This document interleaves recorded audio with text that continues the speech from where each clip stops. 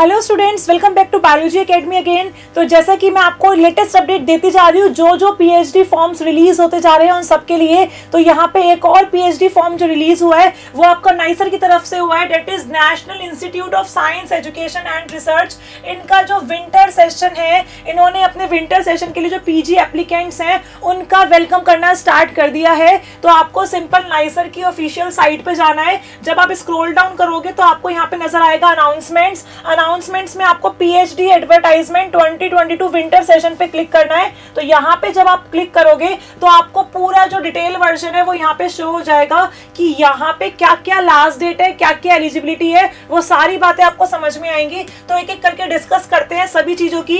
तो यहाँ पे अगर हम बात करें लास्ट डेट की, तो लास्ट डेट जो आपको यहाँ पे फॉर्म फिल करने की है वो दी गई है 22 नवंबर। जी हाँ, बिल्कुल सही सुना आपने, 22 नवंबर तक आप इस फॉर्म के लिए अप्लाई कर सकते हैं। उसके बाद आपका एप्लीकेशन फॉर्म जो है वो रिजेक्ट हो जाएगा, वो एक्सेप्ट नहीं किया जाएगा। तो देखते जा रहे हैं इन्होंने क्या लिखा है। इन्होंने बोला है applications are invited from Indian citizens for admission in the PhD programs scheduled commence from 1 January 2023 in the following schools.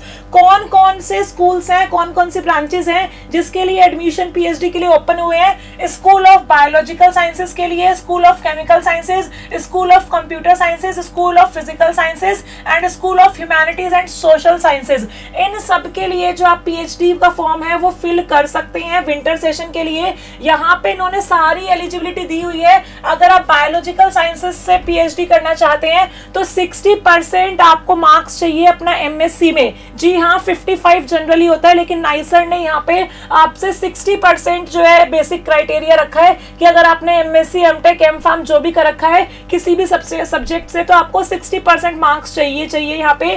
ठीक है, सिमिलरली उन्होंने केमिकल साइंसेस के लिए भी 60% मार्क्स रखे हैं, कंप्यूटर साइंस के लिए भी 60% रखे हैं, फिजिकल साइंसेस के लिए भी 60% रखे हैं, लेकिन ह्यूमैनिटीज एंड सोशल साइंसेस के लिए सिर्फ और सिर्फ यहाँ पे 50% मार्क्स दिए गए हैं। अगर हम बात करें requirements of qualifying in national level examination for pursuing PhD program, क्या आपको ये पीएचडी प्रोग्राम परस्यू करने के लिए किसी नेशनल लेवल का जो एग्जाम है वो क्लियर करना जरूरी है या नहीं है? तो यहाँ पे बताया हुआ है कि जो बायोलॉजिकल साइंस के स्टूडेंट्स हैं उनका एटलीस्ट CSIR UGC नेट होना चाहिए, चाहे LS हो या JRF हो, उससे फर्क नहीं पड़ता, लेकिन आपका कुछ ना कुछ यहाँ पे जरूर क्लियर होना चाहिए। या तो नेट क्लियर होना चाहिए या फिर JRF क्लियर होना चाहिए। अगर आपका गेट क्लियर है, जेस्ट क्लियर है, GPAT क्लियर है, DBT क्लियर है, ICMR क्लियर है, JEE बिल्स क्लियर है, तो भी आप क्या कर सकते हैं, तो भी आप यहाँ पे अप्लाई कर सकते हैं। तो बायोलॉजिकल साइंसेस का जो एलिजिबिलिटी क्राइटेरिया है वो सिंपल सा है कि कोई भी इनमें से एंट्रेंस क्लियर करना है, JRF कंपल्सरी नहीं है, खाली LS से भी काम चल जाएगा। उसके बाद अगर हम बाकी पॉइंट्स की बात करें तो सबका यहाँ पे सारे ही यहाँ पे आपको एलिजिबिलिटी दी हुई है डिफरेंट सब्जेक्ट की। और इंपॉर्टेंट नोट इन्होंने क्या बताया है, इन्होंने बोला है the cut off marks for national examination such as GATE, JEST, GPAT, NBHM etcetera will be further decided by each school for the relevant subject area. सिर्फ पेपर क्लियर करने से काम नहीं चलेगा, LS आपने कितने नंबर पे क्लियर किया है, ये JRF आपने कितने नंबर पे क्लियर किया हुआ है, वो भी फैक्टर यहाँ पे आपका एडमिशन में क्या करेगा, एडमिशन में एक मेन रोल प्ले करेगा। तो ये कुछ इन्होंने इंपॉर्टेंट नोट यहाँ पे मेंशन करे हैं। फेलोशिप की अगर बात की जाए तो उन्होंने बोला हुआ है students with institute fellowship from NISER will be eligible to withdraw 31,000 for first 2 years which will subsequently be enhanced to 35,000 for remaining 3 years। अगर आपका 5 years का प्रोग्राम है तो स्टार्टिंग 2 years में आपको जो यहाँ से फेलोशिप मिलेगी वो 31,000 रुपए मिलेगी महीना, 31,000 रुपए महीना। और लास्ट के जो आपके 3 years बचेंगे वहां पे आपकी ये जो फेलोशिप है बेटा वो हो जाएगी 35,000 रुपए महीना, ताकि जो है आप टाइम टू टाइम अपनी रिक्वायरमेंट्स फुलफिल कर सके। तो ये सारी कुछ बातें हैं यहाँ पे जो बताई हुई हैं। बाद में बताया हुआ है research area for some school, biological sciences में जो आप पीएचडी में रिसर्च करने जा रहे हैं वो किस किस एरिया में होगी। तो नंबर फर्स्ट है regulation of cell adhesion and signalling in gastric cancer progression.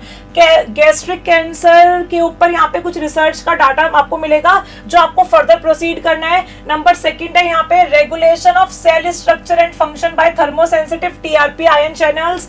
फिर है understanding the translation control mechanism in eukaryotes slots. तो इस तरीके से 1 2 3 4 5 6 7 8 9 10 एंड मेनी मोर, बहुत सारे अनलिमिटेड इन्होंने एरियाज बताए हुए हैं जहां पे आप लोग अप्लाई कर सकते हैं अपने आप को पर्टिकुलर रिसर्च प्रोग्राम के लिए। तो ये आपकी कंप्लीट इंफॉर्मेशन थी। तो जल्दी से आप इस चीज को अप्लाई कर दीजिए ताकि फॉर्म की जो डेट है वो आपसे मिस ना हो जाए। और कोई भी अगर आपको हेल्प चाहिए तो आप इस वीडियो के कमेंट सेक्शन में पूछ सकते हैं। और जुड़े रहिए बायोलॉजी एकेडमी के इस यूट्यूब चैनल के साथ। और जो स्टूडेंट्स नए हैं वो चैनल को सब्सक्राइब करना ना भूलें और सभी स्टूडेंट्स को वीडियो तो लाइक करनी ही करनी है। So thank you so much guys and stay connected with biology academy.